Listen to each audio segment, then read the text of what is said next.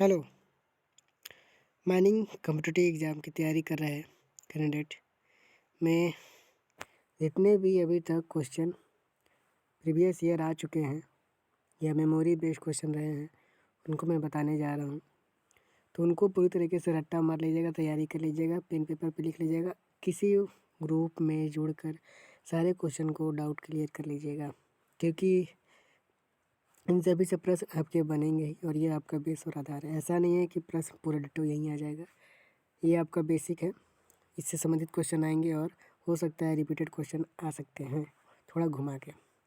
तो जो भी previous year question memory based question है माइनिंग मेट के, मैंने वो डाल रखा है, मतलब डाल रहा हूँ, और ब्लास्टर फोरमैन का भी मैंने डाल दूँगा। तो स्टैंडर्ड ऑफ फ्रेश शेल्टर मतलब कि इसकी फ्लोर एरिया क्या होती है, स्लोप एरिया समतल में क्या होगा, इंक्लाइन में क्या होगा। तो स्टैंडर्ड ऑफ रेस्ट शेल्टर ये सभी पढ़ लीजिएगा। अगर रेस्ट शेल्टर 164 नंबर रेगुलेशन में पढ़ेंगे मतलब, तो ठीक है। Drinking water with low temperature 30 degree Celsius होने पर हम लोग कितना लीटर पानी देंगे, 3 लीटर। ऐसे नॉर्मली 2 लीटर पानी सभी व्यक्तियों को दिया जाता है और 100 व्यक्ति होने पर ठंडा पानी दिया जाता है। तो ये सभी चीज़ें आपको जानकारी होनी चाहिए।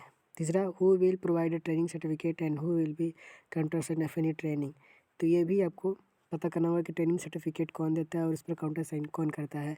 एक्ट नॉट अप्लाई सेक्शन 3, जब सेक्शन 3 आप एक्ट पढ़ेंगे तो आपको पता चलेगा कि एक्ट सेक्शन 3 कब लागू नहीं होता है। 50% है स्पेशल इंस्पेक्टर नोटिस पीरियड, कब दिया जाता है special inspector notice period. Notice of accident mines act section 23 में नोटिस ऑफ एक्सीडेंट के बारे में दिया गया है, तो वह पढ़ेंगे तो आपको फुल डिटेलिंग पता चल जाएगी। 7वां number, which is the case of iron dust. Iron dust किस प्रकार से होता है, कितने प्रकार नोटिफाइड डिसीज होते हैं, 8 प्रकार के होते हैं। कि नोटिफाइड डिसीज होने पर सूचना 3 दिन में दिया जाता है, अगर ना देने पर कितना जुर्माना होगा, ये सभी चीज़ें आपको पता होनी चाहिए। 8वां number, who is not an official person. Official person कौन सा हो जाएगा, तो ऑप्शन में दिया रहेगा। तो देखिए, माइनिंग मेट, फोरमैन, मैनेजर, ये सभी ऑफिशियल पर्सन होते हैं, लेकिन ब्लास्टर जो होता है कंप्टेंट पर्सन होता है। 9 number, duties and responsibility of mining man. Mining met की ड्यूटीज एंड रिस्पॉन्सिबिलिटी क्या हो जाती है, रेगुलेशन नंबर 47 48 में आपका ब्लास्टर के बारे में दिया गया है। 10वां number, illumination where drill rig working, मतलब जहाँ पर ड्रिलिंग वर्किंग किया जाएगा वहाँ पर इल्यूमिनेशन लाइटिंग की व्यवस्था कितने लक्स तक दी जाएगी। 11 number, emergency push button switch is located where at drill. Emergency push button switch कहाँ दिया जाता है ड्रिल मशीन में, किस जगह पर। 12वां नंबर प्रश्न, क्या how many jacks provided in drill. Drill machine में कितने जैक्स प्रोवाइड किए जाते हैं। 13 नंबर प्रश्न, कि what is the correct sequence of beat hammer and rod. Beat hammer and rod को कितने करेक्ट सीक्वेंस हो जाते हैं।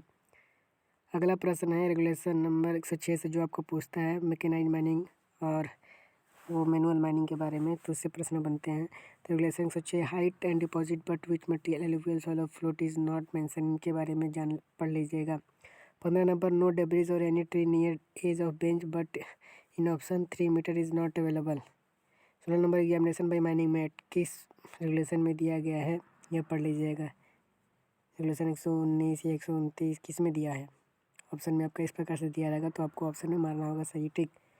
17 नंबर है साइज ऑफ डस्ट क्या होता है, तो size of dust 3 mg 8 hour में होता है, ठीक है। 18 नंबर पर, case and container no carrying explosive specially for detonator, मतलब कितने से ज़्यादा नहीं होने पर हम लोग नहीं, डेटोनेटर 200 होना चाहिए और बारूद के लिए 5 kg होना चाहिए।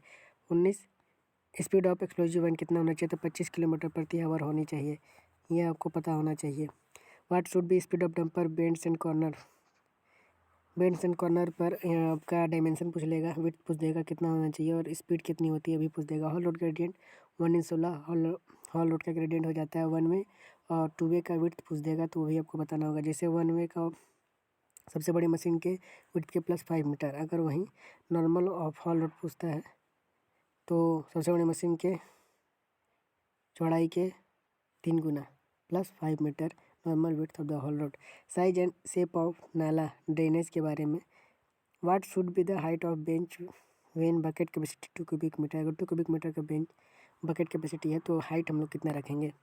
26 नंबर प्रश्न है कि selection of dumper depends upon which factor. Dumper का सिलेक्शन किस आधार पर करते हैं, सबसे पहले तो वहाँ पर जो मशीनरी सॉवेल खड़ी की गई है उसको उपयोग किया जाएगा, उसके आधार पर या ट्रांसपोर्टेशन के आधार पर हम लोग सिलेक्शन डंपर करेंगे। 27 number, if a dumper operator hit the berm will reversing is too good और bad. 28 number, how many times the operator blows the horn will overtaking. Overtaking के समय कितना हॉर्न देगा। 29 number, will reversing operator will use which mirror. तीसरे number, to prevent from heat to whose what safety feature are provided in option fire stand hydraulic hose not available. इन सभी का answer आप लोग को याद करना होगा, पढ़ना होगा, ढूंढना होगा। 21 नंबर, मैंने बहुत चीज़ों को सब पढ़ा रखा है और बता रखा है, उन वीडियो ढूंढिएगा, उन पर आंसर आपको मिल जाएगा। अभी मैं केवल क्वेश्चन आप लोग को बता रहा हूँ, जल्दी हो सके तो मैं जल्दी ही सॉल्यूशन इस पर ले आऊँगा। और 31 नंबर क्वेश्चन है ओपन कास्ट मशीनरी के बारे में पूछेगा। ओपन कास्ट मशीनरी कितने प्रकार की होती हैं, कौन कौन होती है, उनका फुली डिटेलिंग आपको मालूम होनी चाहिए, क्योंकि उससे एमसीक्यू बनते ही बनते हैं। अंडरग्राउंड मशीनरी, आइडियल, एलआईडीएल, इन सब के बारे में पढ़ लीजिएगा।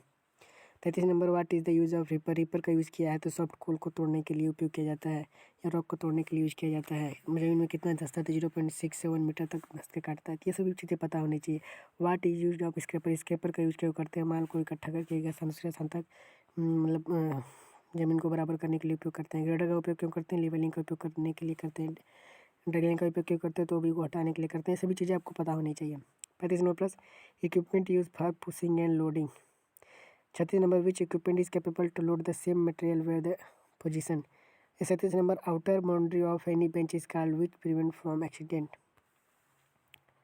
37 नंबर हो गया। 38 नंबर है कि a rock which become too hot slowly down the earth is called, क्या बोलते हैं उसको। 39 number, on which percentile of silica in iron found in called acetic.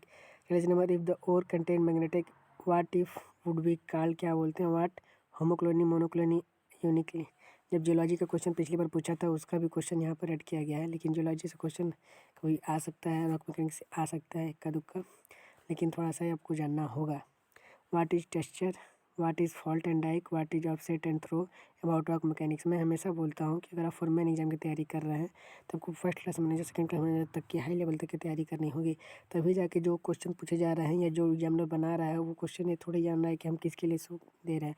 वो क्वेश्चन अपना बनाता है और दे देता है। वो क्वेश्चन कहीं भी जा सकता है, मेट में भी जा सकता है, ब्लास्टर में भी जा सकता है, फोरमैन में भी जा सकता है, और इन सभी का प्लस आपका first class second class manager में भी आता है।